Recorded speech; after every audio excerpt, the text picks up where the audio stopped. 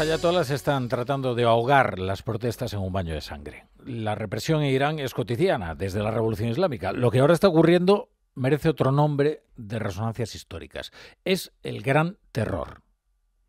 Testigos presenciales afirman que las fuerzas gubernamentales han comenzado a abrir fuego contra las manifestaciones con armas automáticas y de forma indiscriminada en ocasiones. Son manifestantes desarmados. Los muertos se cuentan ya por miles.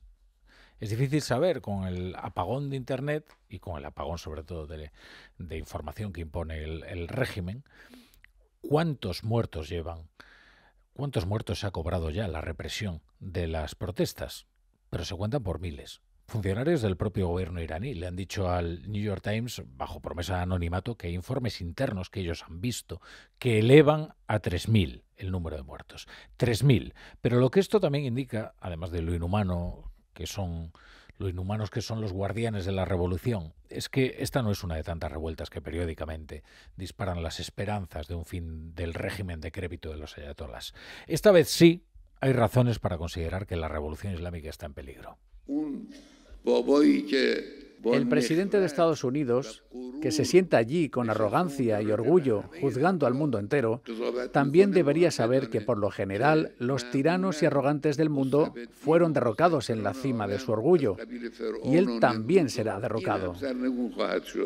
El líder supremo de estos clérigos fanáticos, Ali Jamenei, aquel cuyo nombre escupen en las protestas, aquel al que maldicen en las movilizaciones, se da por aludido por las advertencias de Estados Unidos. En realidad son más que advertencias.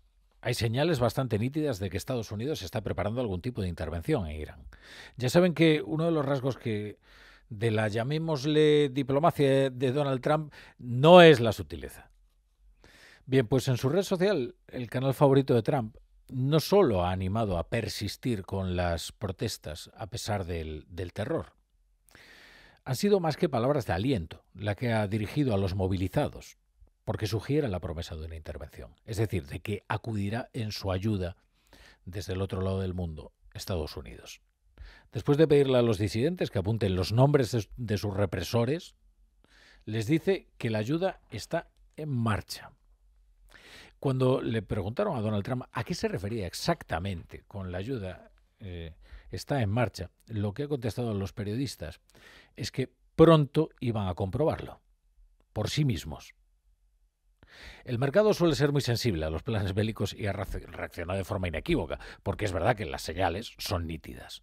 El petróleo sube con fuerza y eso indica que los inversores apuestan por una operación, la que sea y en la escala que sea, para precipitar la caída de un régimen que se tambalea o para forzarla a negociar, por ejemplo, el programa nuclear bajo la amenaza de desalojo. Que eso es en realidad lo que desea Israel, ¿eh? El fin inmediato y si no abrupto del programa nuclear que desarrolla una dictadura que tiene el fin declarado de borrar los judíos del mapa. Si no puede caer el régimen, al menos que renuncie a la bomba atómica. Trump ha convocado a su Gabinete de Seguridad Nacional para evaluar la situación del gigante persa. No ha acudido él en persona a la reunión porque estaba en un acto en Detroit, pero es probable que allí se expusieran el catálogo de opciones que el Estado Mayor baraja para una intervención de Estados Unidos en Irán. La ayuda está en marcha, le dice Trump a los manifestantes. Y ojo, si él se va a encontrar alguna contestación política a la intervención en Irán, será en sus propias filas. No en las filas de los republicanos, sino en las filas del propio MAGA, del Make America Great Again, de ese movimiento que le llevó a controlar el Grand Old Party, porque es una traición a los fundamentos ideológicos del trumpismo. El trumpismo llegó y volvió bajo la promesa de un aislacionismo, de que no iba a meter a Estados Unidos en ninguna guerra. Y eso provoca tensiones, por ejemplo, con el nuevo ideólogo del movimiento, que es J.D. Vance, su vicepresidente, que ya ha dicho que está en contra de intervenir para acabar con la represión salvaje de los ayatolás en Irán. No serán los demócratas los que le pongan problemas a Donald Trump para intervenir y tratar de acabar con el régimen persa, sino que serán sus propias bases, las bases trumpistas.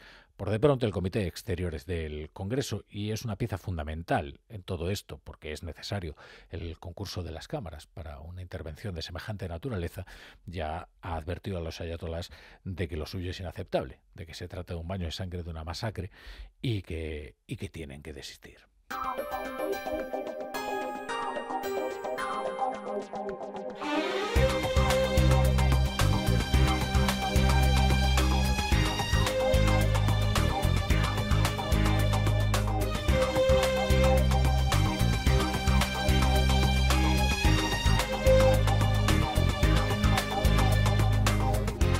Bueno, pues pronto, como los periodistas a los que se dirigía Donald Trump, todos comprobaremos exactamente a lo que se refería con que la ayuda está en marcha.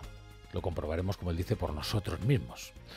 Bienvenidos a la Brújula. Si se incorporan a esta hora a la sintonía de Onda Cero, no sé si Pedro Sánchez se plantea enviar tropas españolas para un futuro de paz en Irán, en caso de que caiga el régimen de los ayatolás, tal y como ha propuesto en Gaza. No parece probable.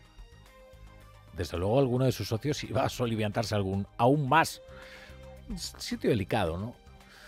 Un sitio delicado. Irán. ¿Cómo serán las servidumbres de Podemos con la República Islámica? Que el primer tuit de Irene Montero sobre lo que está ocurriendo es para condenar una intervención que aún no se ha producido. Es decir, una defensa preventiva de los ayatolás, ¿eh? Y eso que Irene Montero está allí donde un piropo inapropiado se presenta para importunar a una mujer, ¿eh? Imagínense lo que están sufriendo y cómo están poniendo el pellejo en juego las mujeres que acuden a esas manifestaciones, ¿eh? Pedro Sánchez al fin quiere hablar de política exterior con el líder de la oposición. Esta es una constante desde el comienzo de esta legislatura. Primero erigió un muro como símbolo de su mandato. Feijóo le advirtió: cuando sus socios la abandonen no me busque. Pero cada vez que sus socios desertan, Sánchez se asoma por encima del muro, asoma así la cabecita para ver si los salvajes de la derecha le pueden ayudar a salvar alguna votación comprometida. Ha convocado en la Moncloa a Núñez Feijóo para hablar del envío de tropas a Ucrania en caso de que allí se firme algún día un acuerdo de paz. Si la brecha que hay en política de vivienda entre el PSOE y sus socios es grande, imagínense la que hay en política de defensa. ¿Qué es lo que tiene asociarse con partidos que no comparten ni una sola de las políticas de Estado? A esto, por cierto, también se refiere Jordi Sevilla, en el manifiesto. Oiga, hay cosas que tiene usted que acordar con el otro partido con aspiraciones de gobierno, con el otro partido que puede gobernar las políticas de Estado, las políticas troncales. En cuanto a Feijóo, no quiere acudir a la Moncloa a hablar solo de Ucrania, como si fuera el PP la unidad de emergencia de este gobierno roto, y exige incluir en el orden del día la seguridad nacional y la política exterior, no solo de forma aislada un envío de tropas. Que le cuente, por ejemplo, decisiones tan controvertidas como el viraje en la tradicional política exterior respecto del Sáhara, por ejemplo, que a nadie ha informado de las razones que le llevaron a abandonar a los saharauis y a abrazar el plan de autonomía de Marruecos. Y hablando de reuniones, miren que le ha costado a Pedro Sánchez convocar a Alberto Núñez Feijóo para informarle de asuntos de Estado, ¿eh? Bien, pues hoy la Moncloa ha confirmado que antes de la fotografía de la financiación singular, antes de regalarle la ordinalidad a Oriol Junqueras, Pedro Sánchez ya se había reunido con él en secreto 2 veces. 2 veces se había reunido con este delincuente condenado, que cumplió pena de cárcel por sedición y malversación, hasta que Sánchez necesitó sus votos. Por cierto, respecto de la reunión de Alberto Núñez Feijóo con Pedro Sánchez, esa reunión se va a producir y es muy probable que el Partido Popular, como corresponde, vote a favor del envío de tropas a Ucrania. Es el lugar que corresponde a España, como vamos a fallar a nuestros aliados para planificar el futuro de Ucrania y garantizar que se cumplen los términos de un posible acuerdo de paz. España, desde luego, tiene que estar en ese lugar. Santiago Abascal ha dicho hoy que esa reunión, la mera presencia de Feijóo en esa reunión en la Moncloa, pone en peligro la negociación de la investidura de María Guardiola. ¿Qué tendrá que ver Ucrania con Extremadura? Nada. Pero en esto se comporta Vox como los socios excéntricos de Sánchez. Vemos que a la primera de cambio van a reunirse con Pedro Sánchez para pactar la política internacional de defensa y para enviar tropas a Ucrania. Pues estos señores no sabemos qué más tienen que ver en Sánchez para que no se reúnan. Es decir, si la desconfianza respecto al PP era grande, ahora es mayor. Y por lo tanto, las prevenciones, la vigilancia los matices que tengamos que introducir en cualquier tipo de pacto serán mayores, porque desconfiamos mucho, como desconfía mucha gente de ellos. Bueno, en cualquier caso, la distancia de Sánchez con quienes le invistieron no deja de agrandarse, confirmando lo que ya era un clamor, que es que estamos ante una legislatura fallida. No hay mayoría parlamentaria, lo único que hay es una minoría de bloqueo que consigue que no haya una alternancia. Pero nada más, no hay artillería legislativa, solo hay propaganda.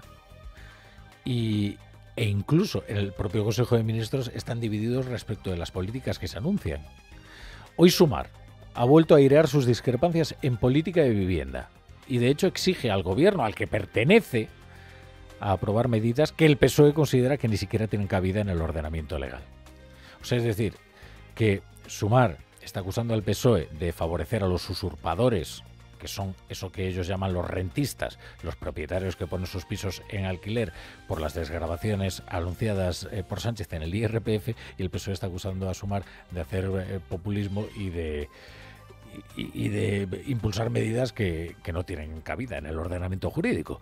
Escuchen ustedes a Pisarello, portavoz de Sumar. El Partido Socialista va a tener que rectificar, pero no solo por nosotros, como digo, porque hay una mayoría, la mayoría progresista, la mayoría izquierda, que no lo quiere. O sea, no quiere que esta sea la medida. No lo quiere el sindicato de inquilinas, no lo quiere... Es decir, los actores fundamentales que son necesarios para que esta norma se apruebe, no estamos de acuerdo con el enfoque que se le ha dado a este anuncio. ¿Por qué? Porque parte de una premisa equivocada por parte del presidente, que es, si nosotros nos ponemos del lado de los rentistas, sin más, ganamos todo. Porque no se puede, no ganamos todo, no es verdad. Si el problema es la especulación, pues tiene que poner límites a la especulación. En Onda Cero, La Brújula, Rafa La Torre.